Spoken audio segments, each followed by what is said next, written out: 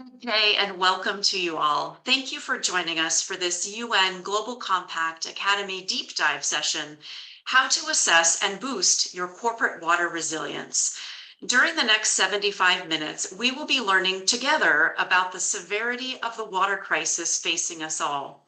We'll discuss how water systems are changing as a result of climate change.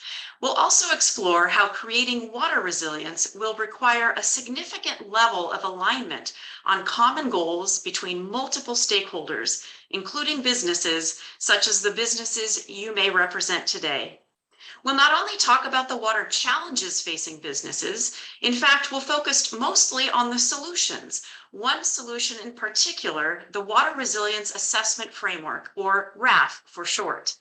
Today, we look forward to exploring how the Water Resilience Assessment Framework can serve as a guiding light, helping companies measure progress toward long-term water resilience and prevent water shocks and stresses from becoming crises. One of the things that is most exciting about this framework is its ability to bring stakeholders together to form a shared understanding of what it means to have a water resilient future. I'm Amanda Belaski, Director of Communications and Outreach for the Pacific Institute and your moderator for today's session. Before we dive into the agenda, first a bit of context. The Pacific Institute is a global water think tank working to catalyze a transformation to water resilience by 2030. Almost 15 years ago, the United Nations Global Compact and the Pacific Institute partnered to launch the CEO Water Mandate. This global initiative mobilizes business leaders on water, sanitation, and sustainable development goals. The CEO Water Mandate's endorsing companies, now more than 200 of them, commit to continuous progress against 6 core elements of water stewardship. In doing so, they seek to understand and manage water risks. For more information, visit ceowatermandate.org. We'll also drop a link in the Q&A so you can easily sign up for the CEO Water Mandate newsletter. Now, on to the topic of the day.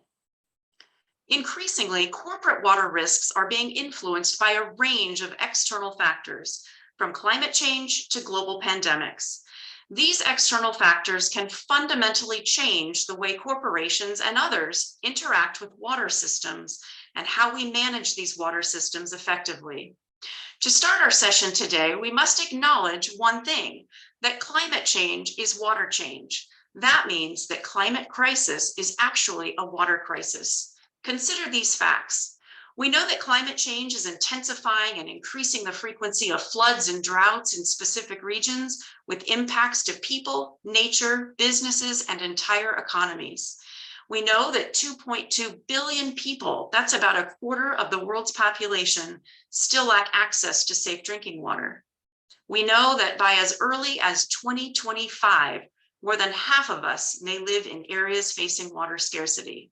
We know that many of the world's ecosystems that protect and regulate water have experienced decline. And we know that the 2020 SDG 6 Global Acceleration Framework described progress on SDG 6 goals related to water and sanitation as being, quote, alarmingly off track.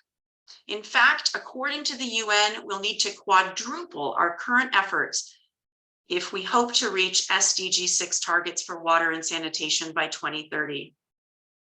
Critical to our conversation today, we know that this water crisis, exacerbated by climate change, brings material risk to businesses through their direct operation, their supply chains, and in the communities where they operate. In fact, one projection estimates water-related losses could reduce GDP by up to 6% in some regions by 2050. While it's important to understand the challenges, today we'll actually focus on solutions. More and more companies are realizing that when addressing climate change, one of the most critical places to start is with water. On a positive note, we're seeing water move up on the climate agenda. We saw this last November in Glasgow at the United Nations Climate Change Conference, COP26. For the first time, a dedicated water program at COP highlighted the need to act on water in the climate change context. Today's session will introduce the Water Resilience Assessment Framework, a powerful approach to understand and build resilience through water systems at local, regional, and basin scales. The WRAF is the first globally accepted framework to support a consistent and coherent multi-stakeholder resilience approach. The WRAF was developed collaboratively by the UN Global Compact CEO Water Mandate, the Pacific Institute, the International Water Management Institute, the Alliance for Global Water Adaptation, and the World Resources Institute. Today, you'll hear from companies and practitioners who have been part of developing the WRAF, and you'll learn how your business can use the WRAF to invest in water resilience. You'll also get a sneak peek at the WRAF corporate guidance document that will soon be publicly available. This is one of 3 WRAF guidance documents that ultimately will be released for 3 sectors: businesses, utilities and urban planners, and basin authorities. To ensure you get a copy of WRAF guidance documents, please sign up for the CEO Water Mandate newsletter. Look for that link in the Q&A section. Our deep dive session today will be divided into several parts. First, we'll explore what water resilience is and how it is specifically supported by the Water Resilience Assessment Framework. Next, we'll unpack the WRAF's specific applications for businesses. Then we'll hear real-world examples of how companies are thinking about integrating resilience into their corporate water practices. After each of these segments, we'll invite you, our participants, to participate in Q&A sessions using the Q&A function at the bottom of your screens. We'll end with some key takeaways for the day. Before we jump in, please let me introduce our speakers for today. First, my colleague, Dr. Greg Brill, Senior Researcher at the Pacific Institute and Acting Technical Lead for the CEO Water Mandate. Next, Colin Strong, Corporate Water Stewardship Associate for the World Resources Institute. And finally, Emily Wassley, Practice Leader for Corporate Climate Risk Adaptation and Resilience for WSP. With that, let me introduce you now to my Pacific Institute and CEO Water Mandate colleague, Greg Brill, who will take us on the first part of our corporate water resilience journey today. Greg, over to you. Thank you so much, Amanda, and thank you to everybody for joining the session today. Next slide, please. Why water resilience? Many of us are aware that there are a number of impacts and influences that affect water systems, ranging from climate change to population growth and other impacts, mainly driven by humanity. So the shocks and stresses that we are experiencing can change these systems either gradually, abruptly, or predictably, taking us from a status quo system into a system that we'd need to either persist, adapt, or transform. So organizations in the long run need to think about how to build resilience to both current and future shocks and stresses.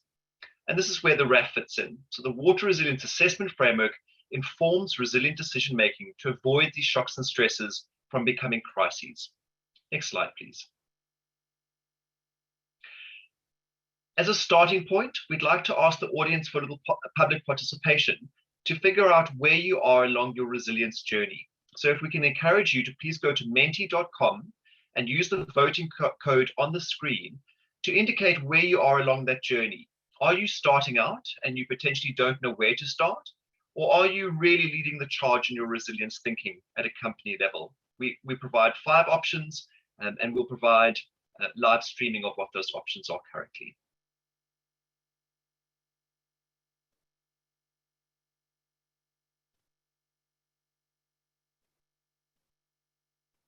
So we have quite a few members that don't really know where to start yet. This is a great session for you.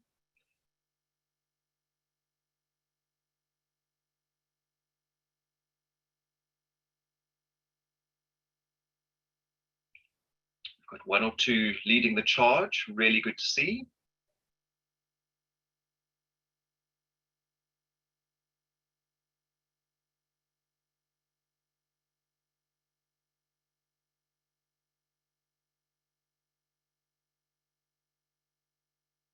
Right, I think we landed where we needed to. Thank you for sharing that. So the majority seem to be either starting off their journey or they've taken the initial steps to explore what resilience looks like at a corporate level. And hopefully the session today will help unpack what that can look like going forward. So as Amanda's mentioned, the WRAF is a globally accepted framework that supports consistent measurement and strategies to assess basin level water resilience at the system level and encourages the contribution of a multitude of stakeholders, both individually and through collective action initiatives to build long-term resilience. There are three main project goals, and the first is to develop this assessment framework that helps build resilience at the basin level for all stakeholders involved. And as Amanda has mentioned, we're trying to invest in or develop three specific guidance documents, one for corporates, one for utilities, and then one for basin managers, so that we can embed resilience across a variety of scales and systems. The second project goal is to encourage a critical mass of stakeholders to develop water resilient practices through either individual practices or collectively. And then finally is to really accelerate the attainment of water security across all contexts and in realization of the SDGs on water and water dependent sectors. So very lofty goals, but we're certainly achieving those as a project team as well. Next slide, please. This is what the assessment framework looks like, the WRAF. And there are 4 steps. The first is to visualize the system and a couple of 4 sub-steps beneath it. Then we'll be developing a resilience strategy, testing that strategy based on indicators and actions, and then the step is to evaluate. Throughout the process of all 4 steps, we encourage inclusive stakeholder engagement to ensure that as we iterate and as we formulate our decisions here, those are done in a just and equitable manner. I'll be going through each of the steps in subsequent slides. Next slide, please. So within visualizing the system, steps here, the first is to define the system. So what does your system look like? And is it a narrow basin? Is it a multi-basin? Is it a transboundary basin that could potentially transcend countries or even global scales? So to understand that water resources within these basins can also be hidden, such as energy, transport, and communication. So it's not necessarily just that water that we use in direct operations, but also within our supply chain and embedded within different concepts like energy and telecommunications. And then to note that system boundary can change over time as well. So whether you have a supply chain that swaps basins, or potentially a shock and stress that shifts water resources within a basin, just know that your basin boundaries can potentially alter over time. Within step one of the sub-steps is to identify the status and trends. So you need to identify the types of changes that we are facing currently, but also potentially facing, and how those changes could affect critical system processes from direct operations through to maintenance, through to your supply chain interventions as well. Next slide, please. As I've mentioned, shocks and stresses and system changes are all around us, and many of us will face these throughout our time within a corporate sector. There are types of shocks and stresses as well, including short-term disruptions. For example, a heavy snowfall where systems might be shut down for a day or two. We also see gradual long-term disruptions, examples of which are sea level rise or changes in annual precipitation. So these are gradual changes that will affect our processes and our corporations in some capacity as well. And then sudden long-term disruptions, looking at, for example, the fires in California. So radical changes to a system that require either massive adaptation or transformation within a water system. Next slide, please. So where we see these systems and the shocks and stresses that are evident in them, we need to land on a resilience strategy, which is step number 2. And within the WRAF, we identify 3 specific resilience strategies. The first is persistence. So the ability to return to a stable state. And these are often aligned with short-term disruptions. So if, for example, you have a heavy snowfall, your system is persistent enough to get over that and return to a normal or stable state. That adaptation resilience strategy refers to the need for gradual, predictable system change. So we need to adapt over time to meet the demands of a system that is growing or that is changing and the emergent shocks and stresses that are evident. And then that need for a transformation resilience strategy. So a fundamental system shift based on either shocks and stresses or the current state of your system. Next slide, please. Within step 2, we have 4 sub-steps. As I've mentioned, we need to decide on what that resilience strategy looks like. So are we choosing persistence or adaptation or transformation? This will then inform the characteristics, the actions, and the indicators that will need to be selected in order to enact your RAF. So within characteristics, we've landed on 6 specific resilience characteristics, which I'll speak to in the next slide, as well as a series of sector-specific actions and indicators that we've developed in each of the sector-specific guidance documents, of which the corporate actions and indicators will be presented during today's session. Next slide, please. As I've mentioned, we've landed on 6 key resilience characteristics that will best reflect resiliency across a variety of sectors. These range from robustness, which refers to the reliability and effectiveness of a system under a wide range of conditions, including shock and stress conditions. Redundancy, so how much spare capacity has been built into these systems, the flexibility and integrated nature of these systems, as well as the socioeconomic components of inclusiveness and just and equitability. And within the RAF documents and sector guidance documents, we go into a little more detail of what these characteristics entail. Next slide, please. Within the characteristics, we also have sub-characteristics, and we've broken these down into 3 subcategories of biophysical, relating to climate, ecology, and hydrology. So looking at factors of a flow regime through to temporal and spatial modifications of systems. We speak to institutional, regulatory, legal, governance, management, as well as some socioeconomic factors relating to social, cultural, and economic.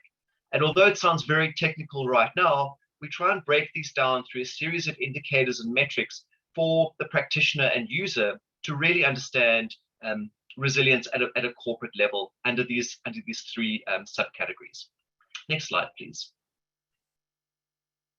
Step 3 and step 4 are fairly simple in nature, and step number 3 is to ultimately stress test the resilience strategy that you've chosen. So by looking at the indicators and actions that you've identified, we need to test if these are the correct actions and indicators to support the strategy that we've selected. Step number 4 is saying that we need to evaluate, and it's an iterative process ultimately. So where we find that potentially an action or a strategy that we've adopted isn't correct, there's an opportunity to go back to step number 1 and reiterate the process. It doesn't require starting completely afresh. It just means that we need to relook at some of the characteristics or actions or indicators to refine our thinking and really build long-term resilience going forward. Next slide, please.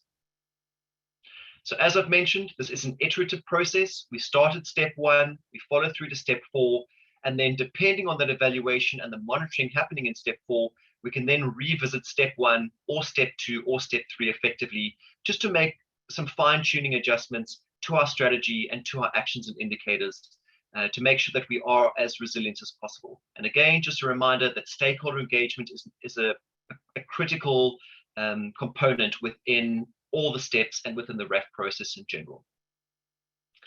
Last slide for me, please. So at a very high level, this is what the key deliverables for the project have looked like. We released the general RAF at Stockholm World Water Week in August of last year. And again, this is a very high-level general framework that we are distilling down to 3 sector-specific guidance documents, the first of which will be released in May of this year, and the main focus of today's session, which will be the corporate guidance document. How do we embed resilience at a corporate level in a practical, robust, and defensible manner? We're also looking to extend public utilities, so the service providers of water-related goods and services, and then finally, the governance authorities, and those that manage the water resources at a system level. So we're looking at a basin authorities corporate guidance document release around August and September of this year. We are currently looking for corporates to help pilot test our framework. So if you are interested in helping to pilot test this and really ground truth the resilience framework, please let us know in the chat. It'd be really great to reach out. We are creating a tiered system where we are looking at various geographies within priority basins and companies in looking to help us implement the RAF as well as help build their own resilience. We're looking for those partnerships going forward. And then within the 22-23 timeframe, we're looking to revisit the framework, readjust based on this ground truthing and pilot testing to make sure that we have our finger on the pulse of the best available resilience science, and that what we're putting out there is in reality practical, defensible, and robust. So at that point, I think the next slide asks for a Q&A. And if there are any questions, please ask the chat now so that we can answer those live for you. Greg, thanks so much for providing the high-level view of water resilience and the overview of the water resilience assessment framework. As you mentioned, next we'll go over some of the questions we've been receiving from the audience today.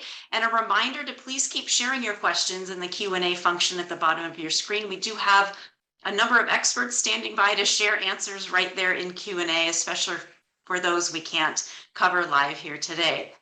Greg, so our first question for you is, we've talked about this a little bit already, but in your own words, how is this concept of water resilience directly connected to climate change?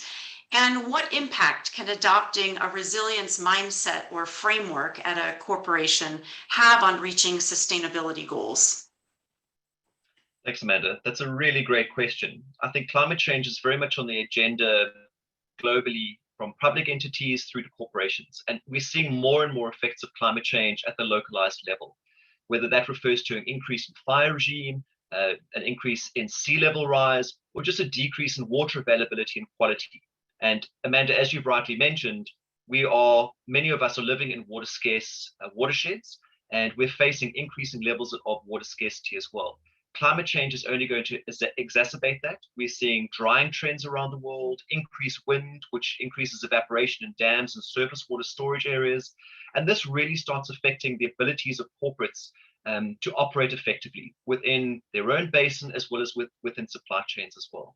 So it's a critical point now to start identifying the potential shocks and stresses that climate change and other impacts can show, to really start building resilience towards those. Again, future-facing, bouncing forward as much as possible.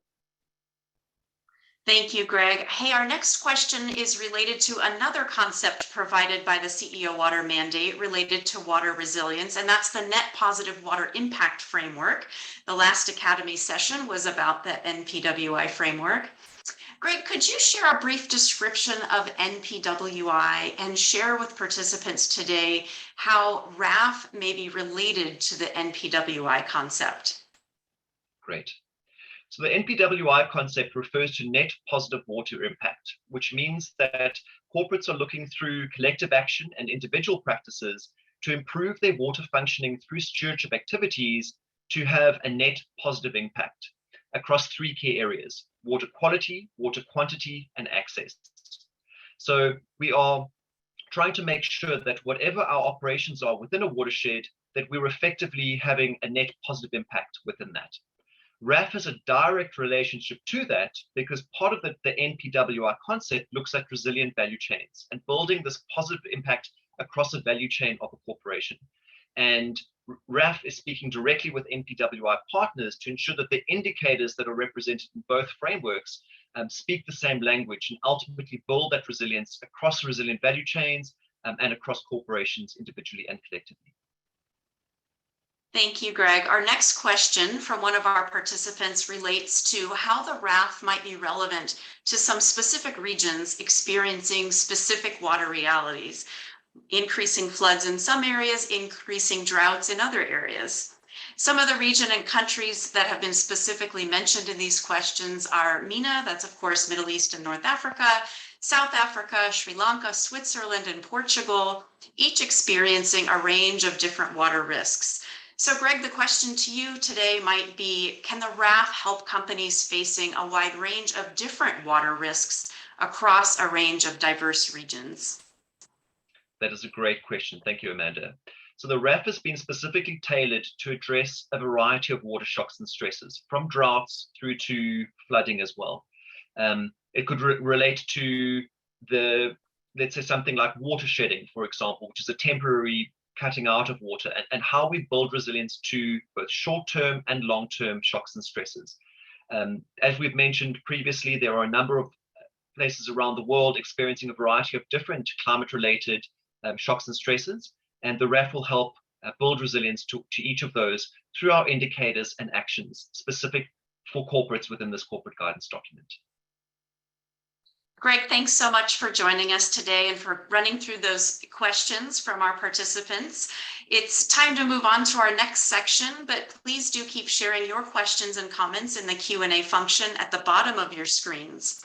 I'd now like to welcome our next guest, Colin Strong, Corporate Water Stewardship Associate for the World Resources Institute, WRI. Colin is going to walk us through how the WRAF can be applied by businesses. Colin, over to you. Thank you. So Greg gave us a quick overview of the steps of the WRAF. I want to dive in and unpack in a little bit more detail some specific aspects that are most relevant to businesses, and particularly where the WRAF differs from, say, traditional corporate water stewardship practices. But before we get into that, one of the things that I want to emphasize is that the WRAF is designed to layer on top of the corporate water stewardship approaches that we know and are already familiar with, not to replace them. So, for example, many businesses are very familiar with the process of setting corporate water targets. That does entail prioritizing sections of the value chain for water target setting. In this sense, that actually does that somewhat aligns with the WRAF's process of visualizing the system and developing boundaries. Likewise, developing a resilient strategy does overlap with assessing the water-related risks in a specific location. And that's, again, something that businesses are quite familiar with. And then finally, you can look at testing resilient strategies, which is another step of the WRAF, and that also overlaps with setting or disclosing water targets. If we move to the next slide, there's a few more examples, but yeah, so here we go. So again, step one for many businesses when they develop corporate water targets, they assess the water materiality and prioritize sections of their value chain. And then they move on to looking at things such as assessing water-related risks and prioritizing locations. Again, this really overlaps a lot with steps 1.1 and 1.2 in the WRAF, where you need to look at system boundaries and system components. I won't go through all of these, but essentially what we want to indicate here is that we have intentionally designed the WRAF to complement many of these existing structures. So many of the parts of the process businesses are already doing today can feed in very neatly into more parts of the WRAF. And as we go further along, this should become increasingly clear. But when thinking about the WRAF, thinking of this as something that layers on top of existing practices, not something that completely changes or deviates those practices in a different direction, or is say, making many of the corporate water stewardship activities, some that are very good and useful, obsolete. All right, so let's move forward. In terms of things that are actually really do change the state of play for corporates, one of the best places to start would be looking at defining the system boundaries and system components. For example, businesses following the contextual target setting process may prioritize specific manufacturing facilities. For example, it could be dairy farms, it could be all sorts of things.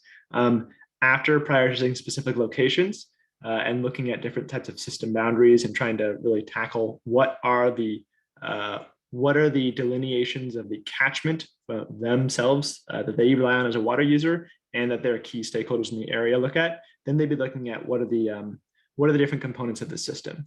Now, we in the WRAF look at biophysical components, socioeconomic components, and institutional components. And it's useful to reiterate that because generally speaking, when we think about water, we tend to jump right to the biophysical components. So what does the groundwater level look like? What is the surface level flow? Things like that. And one of the things that the WRAF does really push businesses to consider are what are the socioeconomic components of the system around you as well? How are those feeding into the resilience of the system you're operating in? And what can be done? What are the dials that can be done here to change that to really improve the resilience of that system? Likewise, for institutional, examples of institutional could be regulations and enforcement, compliance, could be corruption. But so there's the three different components. And just quickly, taking one example, imagine that there's a basin boundary and there's a temporal boundary that's selected, and that temporal boundary looks at current conditions, so 2022, and future conditions in 2024. And if we jump forward one more slide, we can walk through an actual example of what this could look like in following step one for the WRAF.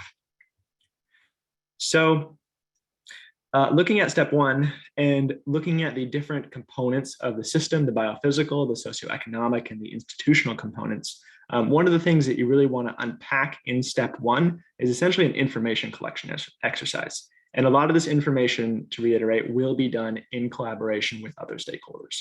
And many other stakeholders will hold the information necessary to finish this step. So choosing the system components, looking at different types of challenges, this is the first step. But really what you jump into is looking at qualitatively or quantitatively describing the current status of a system component and the expected changes in the future. So what is it now? Where is it going? And what are the shocks and stresses that they may be affecting that system? So to think about this in a more tangible way, the biophysical system you're operating in could be looking at a watershed in a river. Currently, the river is discharging, say, 50 million cubic meters a year. In the futurist, it could be discharging only 40 million. And you can develop that based upon projections, or potentially that's something you can work with. A utility may already have that information. What are the shocks and stresses to that system? Reduced precipitation could be driving that, reduced surface water discharge, different type of land use change, which will create seasonal variability, et cetera. Another example would be socioeconomic changes. So urban areas increasing from 20% urban area to 40% urban area, and that could be driven by migration patterns. This would be, again, an important socioeconomic component. Finally, institutional, you can consider low level of legal compliance in the future, looking to have a high level of legal compliance. And that's because the governance in the area is already on an upward trend, upward trajectory. But you could still have a shock or a stress that actually can interfere with that upward trend. But that trend is a very important part of the analysis. So essentially, this is really unpacking what does step one actually look like. If we move forward, a lot of the information developed in step one should feed right on into step two. So step two is where you take the information collected in a stakeholder, through stakeholder engagement, and you use it to develop a strategy. There's three strategies that we have here. There's persistence, adaptation, and transformation. Persistence is, generally speaking, likely going to be one of the strategies that is used more. Essentially, it's the idea that if a business believes that operations and identified stakeholders can continue on as normal with modest tweaks. So that's not to say everything within the system is operating as expected, but it's to say that the goal of the system is to continue to deliver similar types of services that it's already delivering. So we have the allocation seems reasonable. We are concerned about maybe a drop in volume overall, but provided we can find a way to maintain the volume, we can roughly keep the system operating and persisting as it is. So persistence is one strategy that businesses can select. The next one, in terms of ambition and in terms of magnitude, would be adaptation. This would be if businesses expect that the system around them to be experiencing fairly profound changes. You can think of having to adapt allocation systems, for example, having to figure out different ways to run your operations. Perhaps there's certain things that can't be performed in a specific location anymore, and really start adapting to this larger changes within the environment would be the adaptation. And finally, there's a transformation, which is the most ambitious, the highest magnitude change here. And that's really thinking that both the business's operations and the stakeholders within the system are going to experience very profound and potentially irreversible transformations within the system that are operating, and will require major changes in the way things are being done. So we're not, the WRAF doesn't provide a linear, if you have these problems, you should then follow a persistence and adaptation or transformation strategy.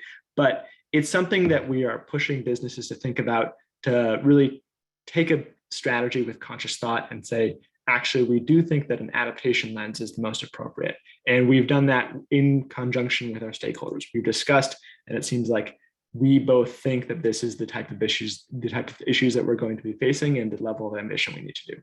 So again, not a one-to-one based upon challenges to strategies, but it is important to think that that this is something that's done in discussion with stakeholders, And again, in the guidance document, we will be providing more examples and really unpacking what the different types of strategies look like. And I think that this, just generally within the corporate water stewardship space, having a business sit down and think about what is an appropriate resilient strategy, that is a more complex but also very valuable process that goes beyond, say, simply developing a water target. So let's move forward one more slide. So the resilience strategy is important and then leads straight on into resilience characteristics and indicators, which then leads on into resilience actions. So based upon the strategy that is selected, which could roughly be a level of ambition as well, then you need to develop, basically assess and develop a set of indicators that you are trying to improve. And we'll get a little bit more into this second layer in a moment. And then based upon the indicators in the system, the resilience indicators in the system that you're attempting to improve, you'll develop a set of actions and stress test those actions and then see if they're actually going to be improving the indicators. So that's just, this is more of step 2 within the WRAF and a little bit of step 3 as well. To unpack it a little bit more, let's jump forward one more slide. So here is where we start unpacking the resilience indicators. So there's 2 different tiers of resilience indicators that we provide. All of this is provided in the corporate guidance document and may also be available in other forms, other guidance documents as well, and slightly tweaked forms. Essentially, there's 2 orders of resilience indicators, though. There's the first tier resilience indicators, the second tier resilience indicators. The first tier resilience indicators are a very quick stoplight, red, yellow, green of what is the performance upon a certain characteristic. And Greg mentioned earlier those 6 different characteristics of resilience. The second tier indicators are for diving in much deeper into a specific aspect. So every characteristic has second tier indicators. We don't expect that every business will go and look through every indicator for every characteristic. So not all the indicators need to be followed, but essentially the process is to look through and say, what are the high level indicators say, okay, we're looking good on several of these, 1, 2, and 3, but we're looking like we need to do more work on these last 3 indicators. And then you look at the second tier indicators and unpack where exactly do you need to do more work. The other thing that I do want to flag here before we get into a little bit more detail would be that, again, there are site level indicators, there are system level indicators, depending upon whether the WRAF is really taking a site level focus or a systems level focus, that could differ the type of indicators you're using. Generally speaking, though, I think that will be up to the business and whoever is performing this to say, we are having a site level emphasis or we're having a system level emphasis. There's a lot of overlap, though. So let's move forward one more slide. Yeah, so like I said, the indicators are essentially a quick stoplight system. You can red, yellow, green, how strong does this look? And if you have a first tier indicator that's looking like it's not green, then you jump into the second tier. You look through the second tier indicators and say, well, we're good on these fronts, we're bad on these fronts, and we're doing okay on these fronts. And then that's what you try and tackle through your actions. So if you jump forward one more slide, there's 4 different types of actions. There's general resilience actions. There's resilience actions targeting droughts, floods, and freshwater ecosystems. These are provided again in the guidance document that we will be publishing. The actions can then be fed in to respond to different types of resilience indicators. And if you jump forward one more slide, then you're essentially looking to stress test and see if the actions that you're developing are responding to the second tier indicator issues that you've identified.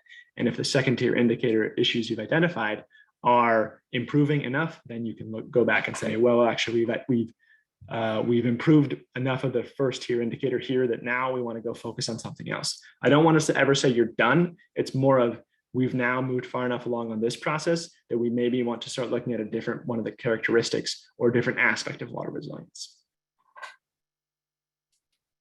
Amanda, we can, yes, switch to Q&A. Great, thanks. Great. Colin, thanks so much for that discussion about the actual business application of the WRAF to boost water resilience.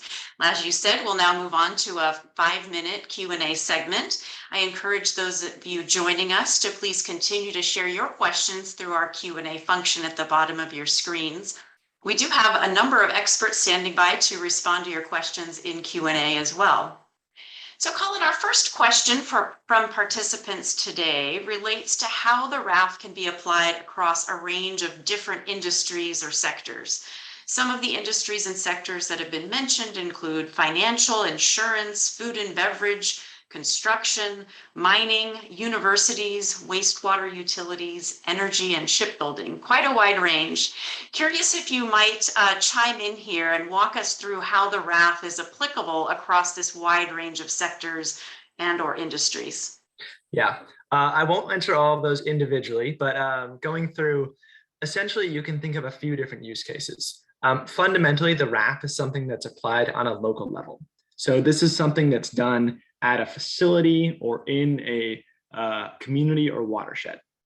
So when you think about that, that then allows us to look at different sectors. Many sectors that have high water-related impacts operationally may be looking at applying this, in their facilities, or maybe they want to work with suppliers, and they want to work with they know that their supply chain has water-related issues in a specific area, so they'll be looking at suppliers.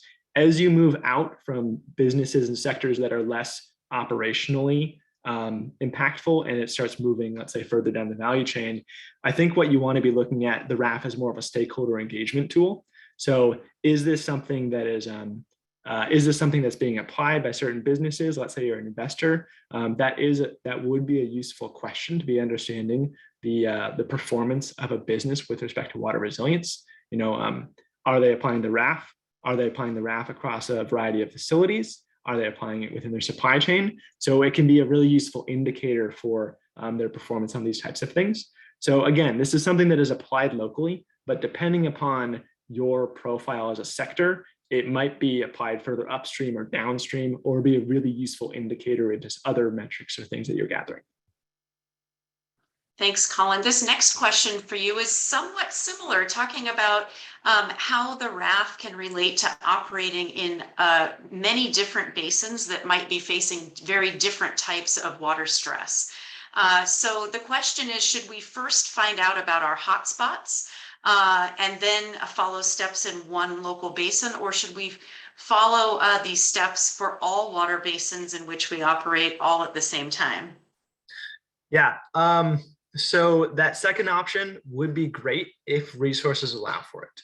However, I think, many times we're in this scenario where limited resources, we need to do maximum efficiency. I would say doing a hotspot, whether it's operational impact or value chain impact, doing a hotspotting exercise and then really targeting your RAF application in those locations would be a good place to start.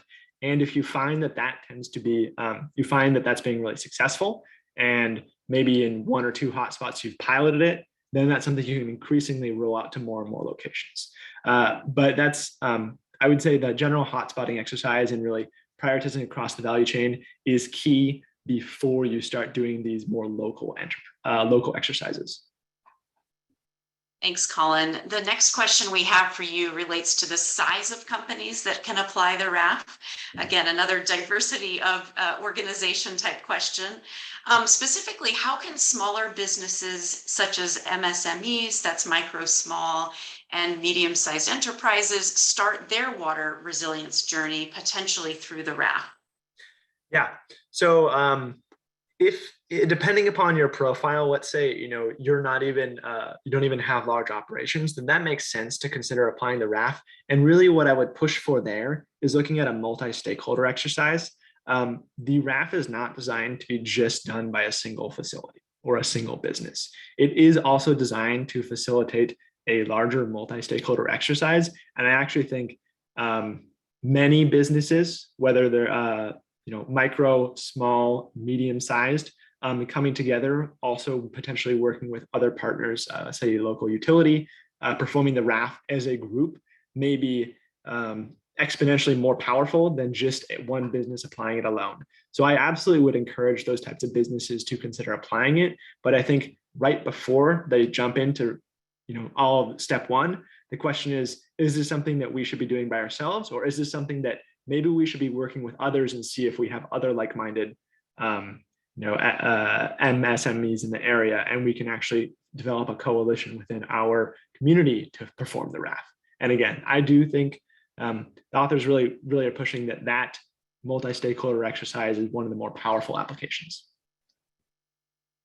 Thanks, Colin. It is a theme of today's discussion, the multi-stakeholder approach. We're hearing it from all the speakers, and I suppose we'll continue to when we move to our next speaker now. Colin, thanks so much for joining us today. Thanks.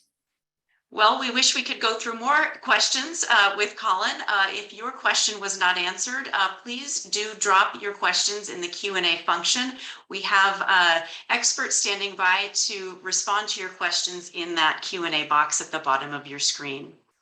Now for our final segment today, we'll hear from an actual corporate perspective.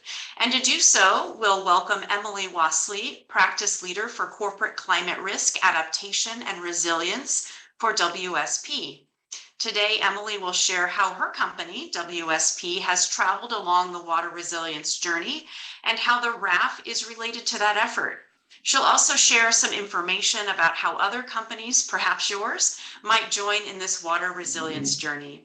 Thank you, Emily, so much for being with us today. With that, I'll turn it over to you. Thank you so much, Amanda. So if we can go to the next slide. Amanda, Colin, and Greg have both laid out such an important fact that water risk is a climate and business risk. And I can't emphasize that enough, that there is no company in the world that can operate without water. And we have found this to be true across all of the different clients that we work with. We work with a lot of Fortune 50s to Fortune 500s that have operations worldwide that are really focusing on climate change, the risks that climate change poses, and the underlying stresses that that water can have in terms of the fact that water is finite and local, and there are risks already that we're facing with water stress, and it's only going to be exacerbated over time with a changing climate. And the fact that we need to work together within communities, within basins, and across the world to tackle this issue is why the RAF is so important. And some different components within a business that we've identified in terms of why businesses are really interested in assessing water risks and assessing water resilience for their operations, for their supply chain, is the fact that their operations do tend to use a lot of water. And if that is used, if they're using a lot of water in a community that doesn't have a lot of water, that can be a problem. It can be a reputational problem, it can be a resource problem. So really being more mindful about how they're operating in the basins, in the water basins and around the water basins where they depend on water is really critical. Investors are really getting much more interested in climate change and water risk. I'll go into a little bit more detail in a little bit on which investors and why, but they understand that climate risk and water risk are financial risks to companies, to the future of our economy, of our society. So there's been a lot more pressure from investors and institutional investors on disclosure around water security and climate change. And with that disclosure comes a lot of behind the scenes work and action that needs to be taken to make sure that what you're disclosing is accurate and also you're taking action to manage those risks. Competitors are increasingly becoming interested in water, interested in water efficiencies and making sure that there's easy access to water for communities that may need it the most. So, technology sectors, apparel and food and beverage are particularly large consumers of water, as are others, but we work with several of these companies and they use a lot of water for cooling of their data centers, for example, or in the apparel, the development of clothing and the development of food and beverages and the use of food and beverages. So it's really a focus for companies to remain competitive in this space and be more of a water steward at the local community level. So just to get into a little of the key drivers for increasing interest from investors, from regulatory bodies, from the market, is the fact that we are experiencing an increasing extreme weather events and climate changes around the world. We're seeing this front and center. This is not a far away issue anymore. It is in our front view and is really an area that we're already seeing financial implications. We're already seeing societal implications. It's exacerbating underlying stresses. So we're seeing the physical changes in the climate. Investor interest and requests have increased. Regulatory bodies around the world and different country governments have been starting to mandate climate-related risk disclosure. And when we think about climate change, water is an issue. And water stress can be a material issue for a lot of companies. But with these risks and with these increasing interests from investors and the changes in the climate, come new markets and opportunities for more sustainable and efficient resource use of water, of energy, of any sort of resource that we're using that is finite. We can shift the market to be more sustainable and resilient. So if we go to the next slide, I'll just dive a little bit into some of the investors that in the United States who have really been pushing increased disclosure on climate-related risk, on water stress, water security, including BlackRock, Vanguard, and State Street. A lot of corporations have, a lot of these investors have a lot of holdings in corporations that are global. And so it's increased the interest in companies for disclosure, for action. And it has been a huge driver for the work that we've been involved in. Next slide. Regulators around the world. So just last week, or 2 weeks ago, let's say now, the US Securities and Exchange Commission, which is the regulatory body that manages and mandates and regulates the publicly traded companies in the US, came out with proposed ruling for climate-related risk disclosure. It's really focused on the financial impacts and how companies are managing those financial impacts. And so if you're using a lot of water and you're running out of water and you're short on water and you need that to operate and to function and to deliver your products and services, you need to be addressing that. You need to be on top of it. The European Commission has come out with different regulatory requirements, the same with the Ministry of Environment in Tao. So a lot of different regulators around the world are seeing a shift in the need to regulate climate change and the drivers of climate change, human-induced climate change, much more significantly. Next slide. Here are some just example countries. One that's missing is Brazil. Several others are missing, but the UK, New Zealand, France, and Switzerland all came out roaring in preparation for the COP26 discussions to say that they are going to be mandating climate risk disclosures in the future. So again, climate risk is water risk is climate risk. And so they're so integrated and so interconnected that if a company is looking at climate stresses, water stress is going to be, involved in that and included in that, whether it's related to drought, flooding, changing precipitation patterns, what have you. Next slide. So a lot of different corporations are already aligning with different governing principles, different reporting frameworks, different standards. They're being assessed by different rating agencies. So there's a lot of noise in this space, and these entities are really trying to work better together to make sure that companies are spending more time on action than on reporting and disclosing. So hopefully things will progress smoothly moving forward. But one framework that I wanted to highlight that has been really driving a lot of work and interest in water and climate risk is the Task Force on Climate-Related Financial Disclosure. So this is the red box, the TCFD that is listed here on the left. And the TCFD has been starting to be incorporated into other reporting frameworks and standards. It's still more to be done, but the TCFD focuses very much on climate. Again, water is considered in the broader scheme of climate change, But we're hoping that, with this integration of the TCFD into these other standards, more action can be done and more streamlining of climate change and water risk can be taken through company reporting and different frameworks that they're aligning to. Next slide. Okay, so the TCFD, as it relates to the specific resilience component of organizations, TCFD here at the bottom under strategy, these are the 4 core elements at the top, and then they have 11 core disclosures. So there is the disclosure that says, describe the resilience of the organization's strategy, taking into consideration different climate-related scenarios, including a 2 degrees Celsius or lower scenario.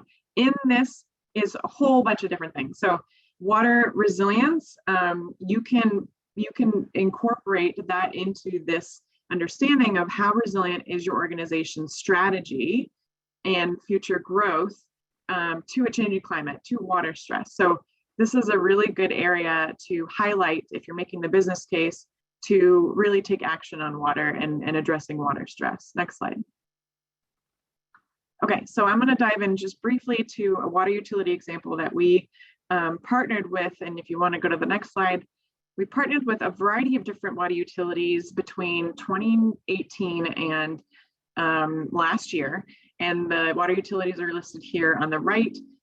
We could not have done this without the Water Utility Climate Alliance, WUCA, which is an entity that is made up of US-based water utilities, and they focus on advancing research and action on climate change to address the issues that we're facing today and into the future. So they worked with us to identify a framework and develop a framework that was tried and tested with 2 major water utilities in the United States. We worked with Denver Water and San Francisco Public Water Utility Commission. And we developed this adaptable and flexible framework that we can go to the next slide and I'll show you the framework. And the intent of illustrating this framework is that we've been working with AGWA to layer on the WRAF with this. So this was purely focused on looking at what climate related risks water utilities face now, and what will they face in the future under a variety of different scenarios, and what actions can they take now collaboratively to make sure that the business functions that really operate and maintain and make sure that things are moving smoothly and the water is getting to their customers, that those business functions are ready for a changing climate. So the intent of this is that we used a pretty innovative approach, which was mostly focused on a tabletop exercise approach. So you can see at the top here, there are 3 steps you can do before a tabletop exercise. The tabletop exercise is really an interactive workshop where stakeholders come to the table together and they understand an issue, a complex issue, they discuss it, they brainstorm it, they identify different solutions, and they come out with a roadmap. So that was the intent of this. So there are 3 steps you can do before the exercise, and then 3 steps you can take during the exercise. So if you want to go to the next slide, this is just an illustration of what our tabletop exercise looked like in a pandemic. And so we did this all virtually. It's entirely possible. So if you think about what Greg and Colin mentioned about stress testing, the WRAF and stress testing your system, you can do this virtually, you can do this in person, but the whole intent is the process. It's getting people together, it's identifying the indicators that you're going to look at and to analyze and evaluate and bring those folks together and the experts around the table so that they can do that collaboratively. Next slide.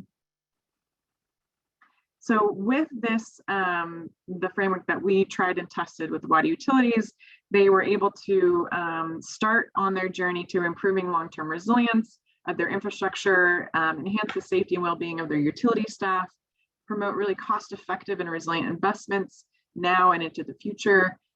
They have a better understanding of what shocks and stresses they might be facing as a result of physical climate hazards, but also regulatory changes in achieving a low carbon future. They were able to identify a whole laundry list of strategic opportunities and solutions that they can work together to really minimize the climate risks. and maximize a more sustainable and resilient future. And lastly, but most importantly, they were able to promote greater communication, collaboration, and strategic planning across the utility. So if we go to the next slide, the idea here is that, as I mentioned before, with Agua, with the folks who are experts on the WRAF, we came together with them. And if you go to the next slide, co-designed this combined approach. So this is the WRAF as you've seen before. The next slide will really illustrate, and it may be hard to see, but this is a public white paper that is available, and I have the resources on another slide, but this really breaks down and integrates how our framework to assess climate-related risks on water utilities, on the water sector, can be integrated with the WRAF. So if you don't know where to start on understanding what your climate-related risks are, what your water risks are, it's a great place to start. And then you're able to effectively have that baseline understanding to then say, okay, how resilient is my system? How resilient is my organization to a changing climate and water stresses in the future? So here are some different resources that we have. Again, as I mentioned, the white paper really combines the WRAF and the risk assessment framework that you can use. And we're hoping that you guys can pilot test this with us. And it would be wonderful to be able to do that. So Amanda, back to you. Thanks so much, Emily, for sharing this perspective on water resilience and the WRAF specifically. We'll now have the opportunity for you to stay with us, and we'll move to another Q&A segment. For those of you watching and participating, please do continue to share your questions through the Q&A function at the bottom of your screen.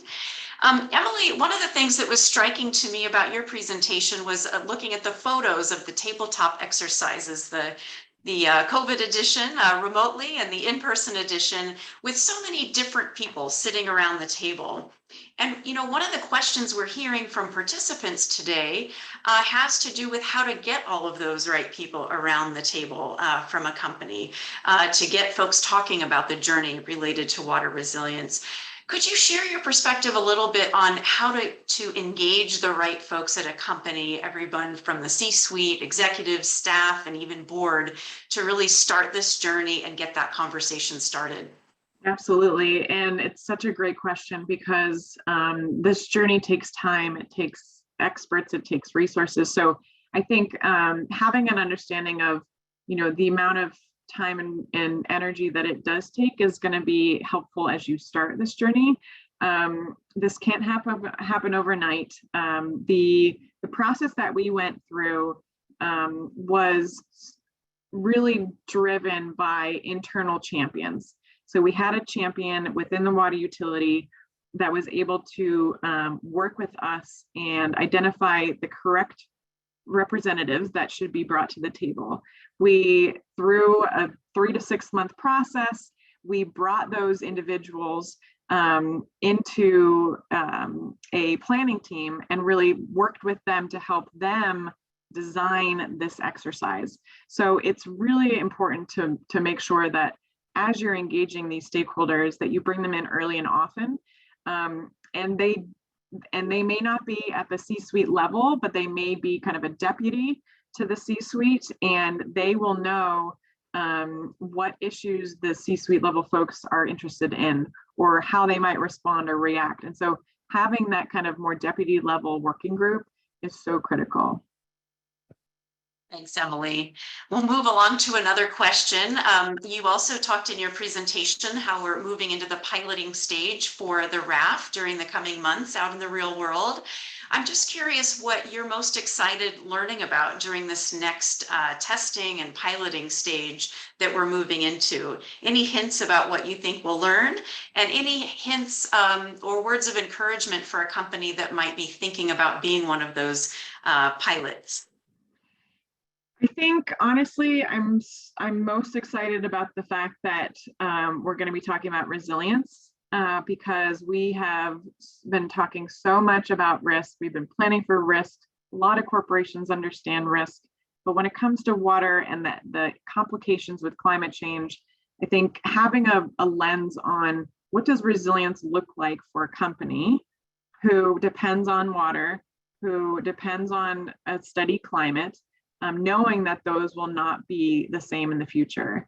And understanding what indicators are relevant for their operations, for their employees, for their supply chain, will be so valuable to understanding how organizations are really testing their resilience. And I think COVID has really illustrated some excellent challenges and opportunities for us to understand the resilience of organizations and companies and communities, that we can just leverage that lesson and those lessons and build upon that for longer term resilience to climate change. So I'm excited in all manners to just get started. And it doesn't have to be a very expensive and long-term process. Just like breaking it up into phases is a-okay. And this can be really overwhelming. And I think taking a phased approach and relaying that phased approach to investors, to stakeholders, that this is important, we're doing this intentionally, and we need to do this strategically, is really going to be most effective. And any specific words of encouragement to companies out there today with us who might be considering becoming a pilot for the WRAF? Sure. I mean, there were a couple of different resilient strategies that were noted in terms of persistence, adaptation, and transformation. I sit as the chapter lead for the National Climate Assessment, the 5th National Climate Assessment in the US, and I sit on the adaptation chapter. And we need this transformative change, and companies can be and are starting to be that transformative change that we're seeing. And as long as we're able to connect with the communities upon which we depend, that is going to be success. So I'm really excited about the potential to partner with a region or a company where they bring together multiple whole community stakeholders to test this out and see how it goes. There will be failures, there'll be successes, but if we don't start now, it's going to be even more expensive and more time consuming down the road. Well, Emily, thank you again for sharing your experience with us and answering some of these questions from our audience today. It's been great to have you with us during this session. Thank you. So I want to now start our wrap up by thanking our excellent speakers today. Before we move along to key takeaways, let us turn our attention back to hearing from each one of you participating today using Mentimeter. We'd like to know, having gone through this Academy session today, this deep dive about the WRAF, where you now see your company going with resilience after you've had this experience of this deep dive. As before, you can access the Mentimeter link to share your answers directly by plugging in the code you see on the screen, 37478133, or you can click on the link we're sharing in the chat function of the Zoom platform. We'll give you a few minutes to answer now and see how the results shape up.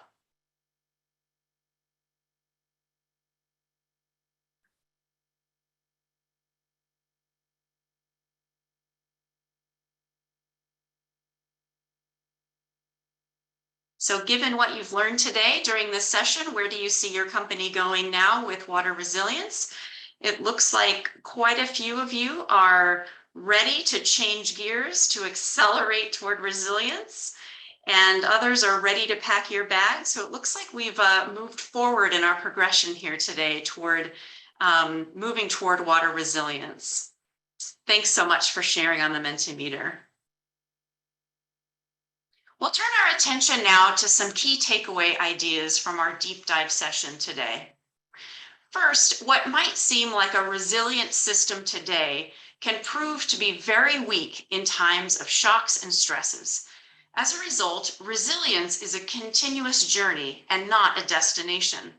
Second, resilience assessments could be carried out at a variety of scales, at the local level by on-site factories or water user associations, or at a basin level by service providers such as public utilities, or even at a system level such as a national level or by basin planners or multinational corporates. A third takeaway is that strengthening resilience actions without considering wider implications could be counterproductive. Here's an example.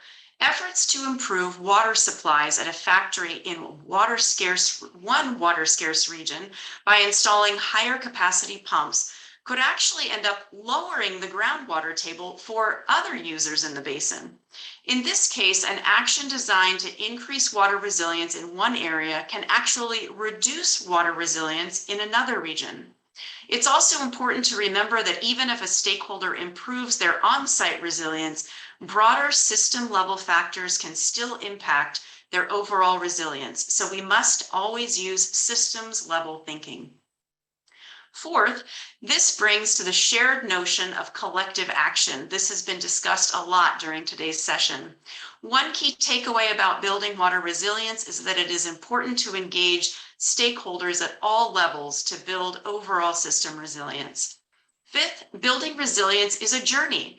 Tracking and monitoring are essential along that journey for two reasons. First, the anticipated impacts of shocks and stresses could be different under future scenarios. And second, new and emerging knowledge can provide better insights into the system, providing opportunities to act.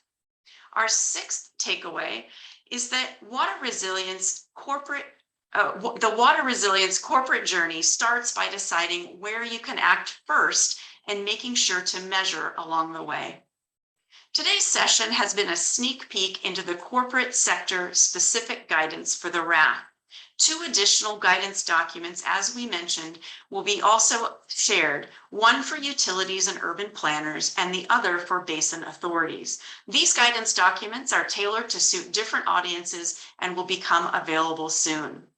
There's great opportunity to participate in building the WRAF guidance. There are 4 specific ways your company can consider engaging. First, your company can pilot the WRAF in one specific corporate setting. Second, your company can pilot jointly in a basin with corporate and public utilities.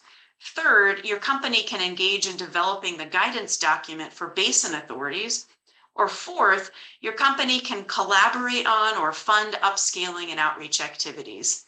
Please contact us here at the CEO Water Mandate to express your interest in any of these opportunities.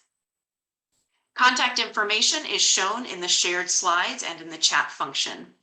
Finally, find here some additional resources that could prove useful in continuing your water resilience journey. They include the CEO Water Mandate website, where you can find more information about the WRAF.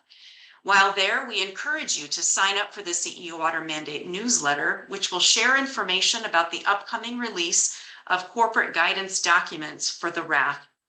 On the CEO Water Mandate website, you'll also find information about the Water Action Hub, sometimes called the dating site for water collaboration and collective action. It's a great way to find new partners for water action. You'll also find details about the Water Resilience Coalition. This is the initiative of leading companies elevating the topic of water stress to the top of corporate agendas. I'd like to close by thanking our expert speakers again today. Thank you also to the CEO Water Mandate, UN Global Compact, and Pacific Institute teams that made this session possible today.